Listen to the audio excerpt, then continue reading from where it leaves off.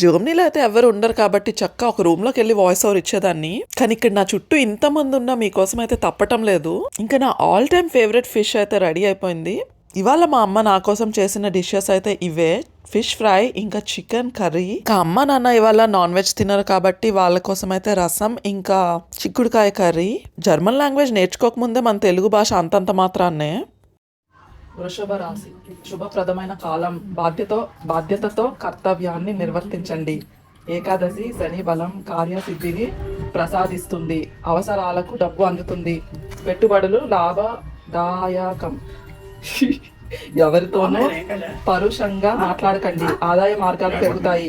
గౌరవప్రదమైన జీవితం గడుపుతారు. కాకుండా ఉన్నతాధికారులు విశ్వాసాన్ని సంపాదిస్తారు. సూర్యుడిని ఆరాధించండి. మిథున రాశి, మనోబలంతో అడుగు ముందుకేస్తారు. కుటుంబ సభ్యుల సూచనలు మేలు చేస్తాయి.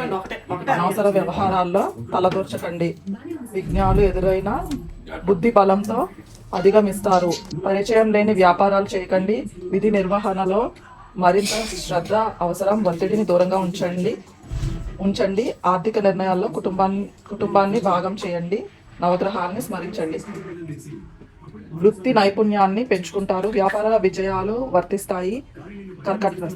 ప్రతిభకు గుర్తింపు లభిస్తుంది. ఉద్యోగాలకు ఎదిగే అవకాశాలు ఉన్నాయి. అధికార యోగం సూచితం. వారం మధ్యలో ఒక మేలు జరుగుతుంది.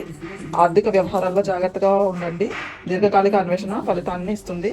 మితిమీరిన అంచనాలు వద్దు. భూలాభం ఉంది. శివుడిని ఆరాధించండి. నెక్స్ట్ మీదే మేష రాశి. ఆత్మవిశ్వాసంతో పనులు ప్రారంభిస్తారు.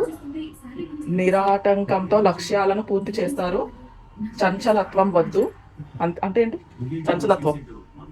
మిత్రుల సూచనలు మేలు చేస్తాయి. ఆదాయ మార్గాలు పెరుగుతాయి. ఆర్థిక విషయాల్లో మొహమాటం నష్టదాయకం. చిన్నపాటి సమస్యలకే ఒత్తిడికి గురి కావద్దు. ఆధ్యాత్మిక బలంతో నాటి శని ప్రభావాన్ని దూరం ఉంచండి. విష్ణువును పూజించండి.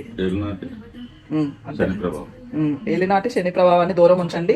విష్ణువును పూజించండి.